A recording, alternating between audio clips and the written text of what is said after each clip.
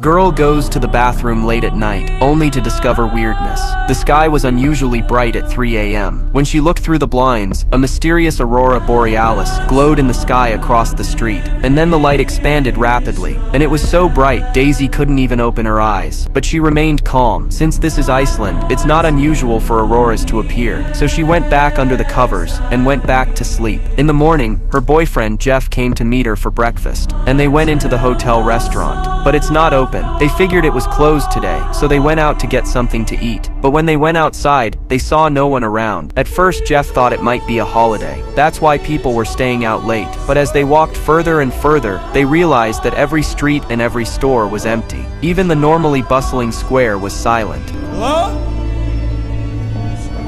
What they saw made them panic. How could a nice town be so empty? So they walked straight into the supermarket next door, but it was really empty, not even an animal. They started searching every street, but still nothing. When they came to a tavern, they realized that the seats were perfectly arranged. That means there's been no one here since yesterday. Daisy was in a complete panic. What was going on? Suddenly Jeff had an idea. He got up and looked for the TV remote, but there was no signal on the TV either. Is there some kind of virus in the town? But there was nothing out of the ordinary all the way here. Or maybe there's a monster from outer space coming to town. But there was no spacecraft in sight. The two of them had to return to the hotel where they were staying. Jeff tried to find answers on the internet, but all the news on the internet was from yesterday, and Daisy's phone calls were never answered. Both of them were going crazy. At this moment, Jeff came up with another idea. He grabbed Daisy and headed outside. He was going to find a high place to see the whole thing. Only when he saw the whole picture could he understand the truth. But he hadn't gotten very far when he saw a car in the middle of the road with the windows open,